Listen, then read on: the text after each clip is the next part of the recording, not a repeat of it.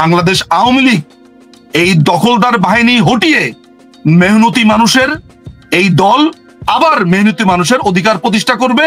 আর এই বুর্জোয়া দালাল যারা আছে, এই সাম্রাজ্যবাদী, এদেরকে কিভাবে দমন করতে হয় বাংলাদেশ আওয়ামী লীগ জানে, এবং সেটা আদর্শিকভাবে, গণতান্ত্রিক প্রক্রিয়াতে এবং সশস্ত্র সংগ্রামের মাধ্যমে। আমরা জানি যে মানে আওয়ামী লীগ একটা নির্বাচনমুখী দল, তারা সবসময় সব নির্বাচনে অংশগ্রহণ করেছে আগেও। তো এইবার যদি নির্বাচন থেকে আওয়ামী লীগকে বাদ রাখা হয়, সেক্ষেত্রে আওয়ামী লীগ কি করবে? রিজু মজুমদার, বাদ রাখা হয়, কে বাদ রাখবে? এই যে নির্বাচনের ধরেন যে প্রক্রিয়া, এই যে ডক্টর মোহাম্মদ ইউনূস, তিনি তো এখন পর্যন্ত আওয়ামী লীগের সঙ্গে বৈঠক করেননি, আওয়ামী লীগকে ডাকেননি, জাতীয় পার্টিকে ডাকেননি, তাই না? আওয়ামী লীগের সাথে তো কোনো ধরনের মানে ইনফ্যাক্ট ইউনূসের বিএনপির সাথে বৈঠক করার কোনো ধরনের লিগাল আমি বলবো যে অবস্থানে ছিল বা আছে। মানে বিএনপি যেটা করেছে, ভবিষ্যতের ইতিহাসে যেটা লেখা হবে যে একটি দখলদার বাহিনীর একটা প্রধানের সাথে দেখা করেছে, এটা ভুল হয়েছে বিএনপির। বিএনপিকে যেভাবে গালমন্দ করেছে তাদের দলবলরা, মানে তাদেরই লোকেরা যেভাবে গালমন্দ করেছে, সেই গালমন্দের পরেও বিএনপি বসেছে। শুধু তো গালমন্দ, আর আমাদের সাথে তো সিম্পলি মানে আমাদের তো প্রশ্নই আসে না। বাংলাদেশ আওয়ামী লীগ এই বাংলাদেশের জন্ম দিয়েছে, সাথে সমস্ত মুক্তিযোদ্ধাদেরকে নেতৃত্ব দিয়ে, এককভাবে না, সবাইকে নিয়ে মুক্তিযুদ্ধ করেছে। বাংলাদেশ আওয়ামী লীগ গণতন্ত্র এনেছে, বাংলাদেশ আওয়ামী লীগ এই দেশের সংবিধান এনেছে। যে দল এই দেশকে স্বাধীন করেছে, তাকে আপনি বলে দিবেন এই দেশে কিভাবে ঢুকতে হবে? দেশ থেকে পালিয়ে গিয়েছেন, একবার কিভাবে পালিয়ে গিয়েছি? রাষ্ট্র বিমানে করে এভাবে তো আর একবারে রাষ্ট্র বিমানে করে। তাহলে তারেক রহমান কি করেছে? পালিয়ে গিয়েছে। তারেক রহমান পালিয়ে গেছে দেশ থেকে। তারেক রহমান কিন্তু দলের প্রধান ছিলেন না, দলের প্রধান ছিলেন বেগম জিয়া। বেগম জিয়া ঠিক আছে, আপনার চালায়া দেন রেফারেন্স শুনতে ভালোই লাগে। আপনারা দাবি তোলেন যে we want to back to our land, to do politics. কার সাথে রিকনসিলিয়েশন করব? যাদের ব্যাপারে আমরা বলছি যে তারা হত্যা করেছে, তাদের সাথে আমরা দাবি করছি যে তারা হত্যা করেছে, এবং তাদের যে সমন্বয়ক পরিষ্কার করে বলেছে, আপনি নিশ্চয়ই শুনেছেন যে আমরা যদি পুলিশ হত্যা না করতাম, আমরা যদি আগুন না দিতাম মেট্রো রেলে। আরেকজন বলেছে, একটা ছেলে নাম হচ্ছে সজল, আমি সজল মিয়া, আমি বিটিভিতে আগুন দিয়েছি। তারপরে আরেকজন নেতা বলছে আমরা যদি পুলিশটা না মারতাম। তারপরে যে নাফিস, যে উত্তরার যে ড্রাগ ডিলার, সে বলেছে আমি পুলিশ হত্যা করেছি।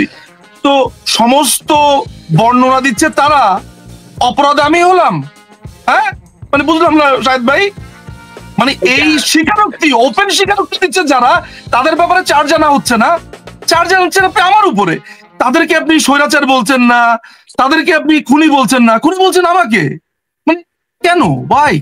আর আমি যে অনুশোচনা চাইবো, আমার দলে বাংলাদেশ আওয়ামী লীগের যদি আমি লাস্ট হিসাবও করি, আমাদের হিসাব মতে 35 থেকে 42% ভোট আমাদের আছে। যারা ভোট দেয় তাদের মধ্যে 2 থেকে 3 কোটি, বা ডাটা অনুযায়ী আপনার চালায়া দেন রেফারেন্স থাকতে পারে, আপনার চালায়া দেন রেফারেন্স থাকতে পারে। ভাই শুনেন, আমাদের ভোট আছে 50%, মাঝখানে আমরা। আচ্ছা ঠিক আছে, আমি তো বললাম আপনার চালায়া দেন রেফারেন্স আপনি বলতে পারেন। আমার কাছে যে ডাটা আছে জাতীয় বাংলাদেশ নির্বাচনের, যে আমি বইটা এখনই বের করতে পারি, সেখানে আমি দেখতে পাচ্ছি যে বাংলাদেশ আওয়ামী লীগের ভোট এখনো পর্যন্ত 35 থেকে 42%। 42% মানুষ আওয়ামী লীগকে অপরাধী মনে করে না। কার কাছে অনুশোচনা চাইবো আমি এখন? আওয়ামী লীগ আর জামাত মনে করে, আপনি মনে করেন, জামাত মনে করেন। জামাত তো গণহত্যা করেছে, আমি ওর কাছে মাপ চাবো? জামাত তো 71-এর গণহত্যা করেছে। না আপা রাখেন, জামাতের হাতে রক্তের দাগ নাই 71 সালের। তার সাথে বিএনপি রাজনীতি করে কিভাবে একটু বলেন তো আমাকে। ইউনূস হচ্ছে একটা দখলদার বাহিনীর প্রধান। আমি সুৎখর বলবো না, আমি শুধু বলবো যে একটা দাগি আসামি। কারণ আপনি জানেন যে প্রায় 16 কোটি টাকা সে ট্যাক্স চুরি করেছে, সেটা টাকা তাকে দিতে হয়েছে। সে অ্যাটলিস্ট একটা মামলাতে তার অভিযুক্ত হয়েছে। সুতরাং সেসব আলোচনাতেই আমি যাব না। আমার কথা হচ্ছে যে বাংলাদেশ আওয়ামী লীগকে একটু আগে ডেড হর্স বলেছে, কিন্তু শাহেদ আলম ভাইয়ের যত ব্লগ আমি দেখলাম, মোটামুটি যেগুলো সামনে আসে বা কেউ লিঙ্ক পাঠায়, সবই আওয়ামী লীগকে নিয়ে কথা। তো একটা ডেড হর্সকে নিয়ে শাহেদ আলম ভাইয়ের এত আগ্রহ, মানে মনে হচ্ছে যে মনে হচ্ছে যে ওই যে বাংলা সিনেমা দেখেছি না, বেদের মেয়ে জ্যোৎস্না, বিন বাজা আপনার ওই সাপের ছোবল থেকে বাঁচায়। শাহেদ আলম ভাই মনে আওয়ামী লীগের দায়িত্ব নিয়েছে, বিন বাজিয়ে তারপরে আসি বলে জ্যোৎস্না ফাঁকি দিয়েছে। সুতরাং ডেডোর্সকে নিয়ে এত চিন্তা কেন যে আজকের মিটিং এ পর্যন্ত বলতে হয়েছে যে আমরা যদি ঐক্যবদ্ধ না থাকি আমাদের অবস্থা তো জানেনি কি হয়েছে। আমাদের অবস্থা কি হয়েছে আপনারা তো জানেনি, আপনাদের অবস্থা খারাপ হবে ঐক্যবদ্ধ না থাকি। চারদিকে তো শুধু ডেডোর্স এর ভয়, ডেডোর্স তো ডেডোর্স এর তো ভয় কেন? ডেডোর্সের ছাত্র বাহিনীকে নিষিদ্ধ করতে হয়, ডেডোর্সকে আপনার নিষিদ্ধ করতে হয়, তার সহযোগী সংগঠনকে নিষিদ্ধ করতে হয়, জয় বাংলা কেউ স্লোগান দিলে তাকে নিষিদ্ধ করতে হয়। ওই আওয়ামী লীগ আসলো এই ভয়ে, জয় বাংলা বলেছে, জয় বাংলা নট বাংলাদেশ, আওয়ামী লীগ নিয়ে কিছু বলেনি, জয় বাংলা, জয় বঙ্গবন্ধু বলেছে, nothing to do with Awami League. জয় বঙ্গবন্ধু জিয়াউর রহমান নিজে বলেছেন। তো জয় বাংলা জয় বঙ্গবন্ধু বললে গ্রেফতার করতে হয় কেন? সাধারণ মানুষ ভয়ে কথা বলতে পারছেন। আপনি শোনেন, আজকে আমরা এই প্রোগ্রামে যদি নাও বলি, শাহেদ আলম ভাই জানেন না যে পত্রিকারা লিখতে পারছে না এখন? অজানা থাকার কথা না আসলে, আমি তো সাংবাদিক না রে ভাই, আপনাদের যে সাংবাদিক কলিগ আরো বেশি তথ্য জানেন, স্ট্র্যাটেজিগত কারণে এটা বলবেন, বললে ইউনুসের উপরে দায়টা আসে। আর ইউনুসের উপরে দায়টা আসলে ইউনুসকে প্রশ্নবিদ্ধ করলে, কারণ বিএনপি এখন ক্ষমতা যাওয়ার স্বপ্ন দেখছে, কোনোভাবে প্রশ্নবিদ্ধ করতে চাইবে না। কিন্তু বাস্তবতা তো এই, বাংলাদেশ আওয়ামী লীগ,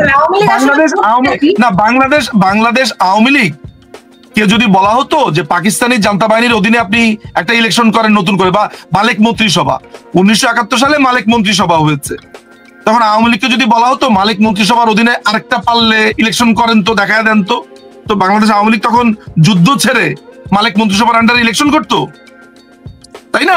আমাকে আপনি প্রশ্নটা যেটা করেছেন সেটা একটু আনসার করতে। আপনারা কি আরেকটা যুদ্ধ ছাড়া কোনো সমাধান দেখছেন না, তাই তো?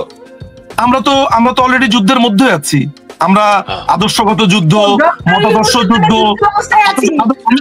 আমি বলি আদর্শগত যুদ্ধে আছি। সুরে কথা বলছেন, ডক্টর ইউনূস বলছেন যুদ্ধ অবস্থায় আছি, আপনি বলছেন যুদ্ধ অবস্থায় আছি। না, আদর্শগত যুদ্ধে নাই, আমরা আদর্শগত যুদ্ধে নাই এখন নাকি? যেখানে রাজাকার ছাড়া পেয়ে যায়, মুক্তিযোদ্ধারা জেলে থাকে, যেখানে জয় বাংলা বলা যায় না, এটা আপনার কাছে আদর্শগত যুদ্ধ মনে হয় না? Forget about Awami League. আপনি তো মুক্তিযুদ্ধের সপক্ষের একজন স্ট্রং মানুষ, আপনি সাপোর্ট করেন যে জয় বাংলা বললে গ্রেফতার হয়, আপনার কাছে এটা যুদ্ধ মনে হয় না? আজকে বিএনপির একজন লোক জয় বাংলা বলে দেখুক। মির্জা আব্বাস যুদ্ধ করেছে কি বলে? জয় বাংলা বলে করেছেন। আমির খসরু মাহমুদ চৌধুরী বা বিএনপির যারা মুক্তিযোদ্ধা আছে, নজরুল ইসলাম খান কি বলে যুদ্ধ করেছেন? জয় বাংলা করেছেন।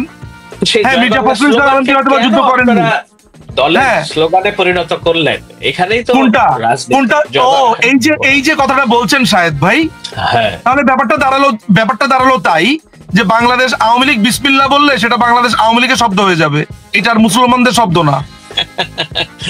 মুক্তিযুদ্ধ যখন করেছেন, মুক্তিযুদ্ধ যখন করেছেন জয় বাংলা বলেছেন, বাংলাদেশ আওয়ামী লীগ জয় বাংলা বলেন, আপনিও বলেন, আপনি কি আমি মানা করবো?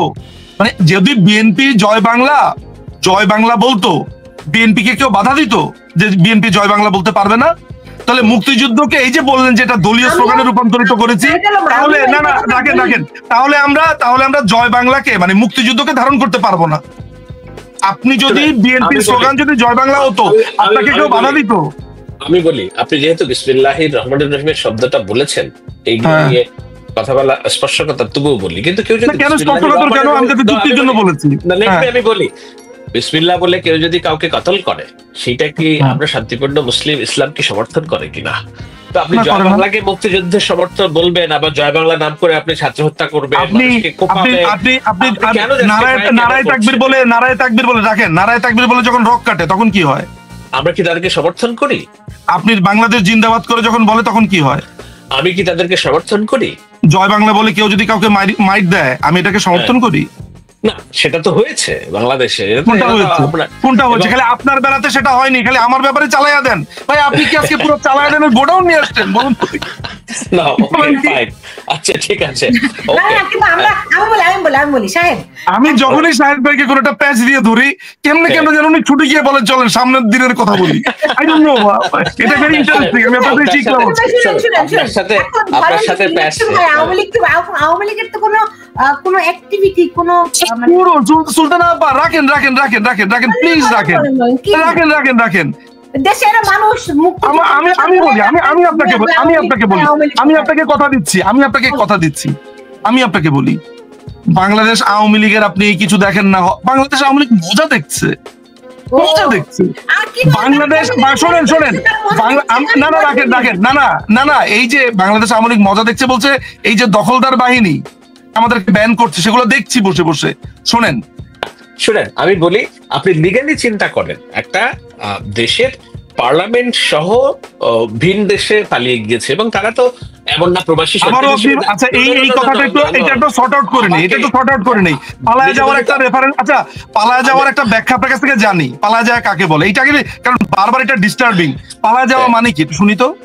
যারা চাপের মধ্যে থেকে দেশে থাকতে পারে না, চলে যায়, এটাই পালিয়ে যাওয়া।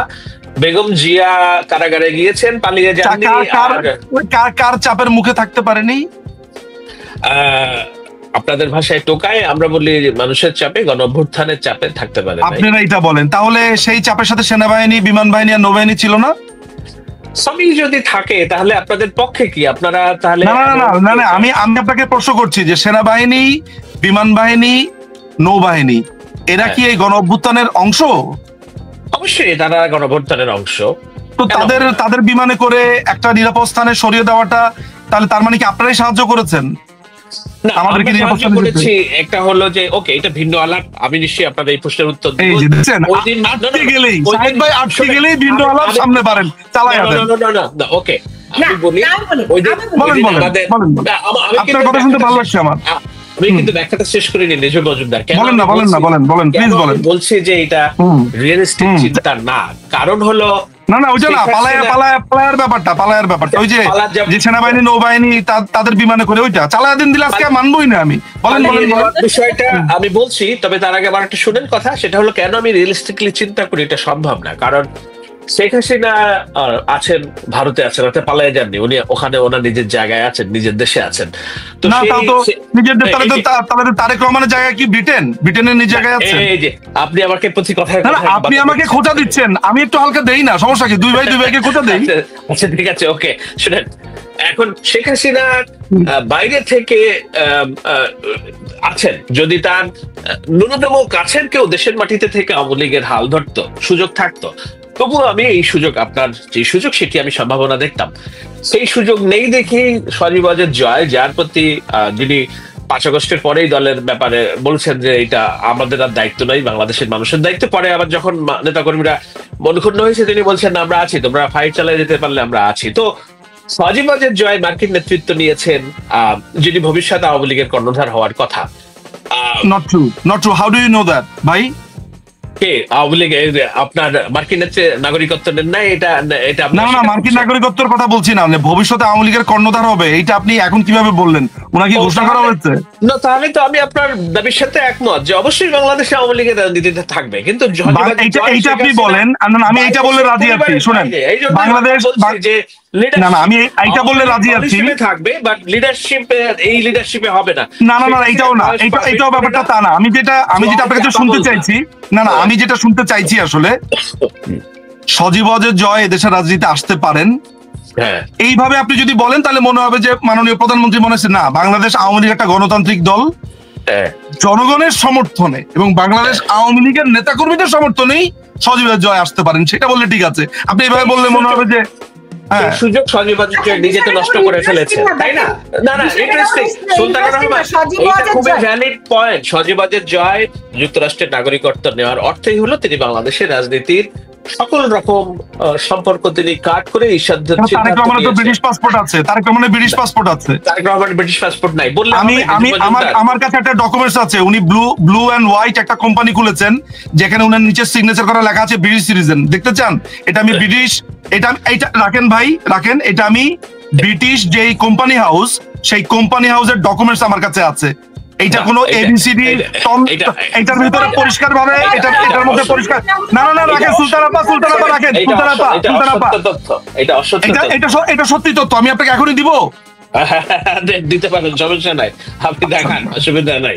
একটু মনে হয় আমার দেখানো যে বাংলাদেশ সফর করলেন, তিনি ব্রিটিশ পাসপোর্ট নিয়ে সফর করেছেন, এরকম খবর আমি দেখেছি। কে, কার কথা বলছেন? জুবাইদা রহমান, তারেক রহমানের স্ত্রী। জুবাইদা রহমান, এটা তো শোনা কথা আর বলা কথা। এখন তো সজীবদের জয়টা তো আমরা প্রকাশ্য ছবি সহ দেখছি, তিনি ওত নিয়েছেন এবং সেই ওত নিয়ে তিনি ভারতে এসেছেন। তো না সেটা দলের রাজনীতি আপনি ওত নিতে দেখেছেন না, আপনি ওনাকে দাঁড়িয়ে থাকতে দেখেছেন, কিন্তু আপনি জানেন না এটা ওত ছিল কিনা। আমি আমার অনেক ফ্রেন্ডের সেরিমনির প্রোগ্রামে গিয়েছি, দাঁড়িয়ে থাকা মানে কি ওত নেওয়া? আপনি ওতটা নিলে পাসপোর্ট কেমনে পান? আমি আমার অনেক বন্ধুতে ইনভাইটেড হয়ে গিয়েছি, আপনি নিজেও হয়তো বা গিয়েছেন কোনো বন্ধুর সেরিমনিতে। না আপনার যুক্তরাষ্ট্রের ওই সুতরাং আমি ওই ব্যাপারে ডিসপিউট নিচ্ছি না, আমি ওই ব্যাপারে ডিসপিউট নিচ্ছি না, কারণ এটা স্বীকার করা হয়েছে, এই কারণে স্বীকার করা হয়েছে যে উনার বাংলাদেশি পাসপোর্ট ব্লক করা হয়েছে। আপা, উনার বাংলাদেশি পাসপোর্ট ব্লক করা হয়েছে। আমি এই জন্য বলছি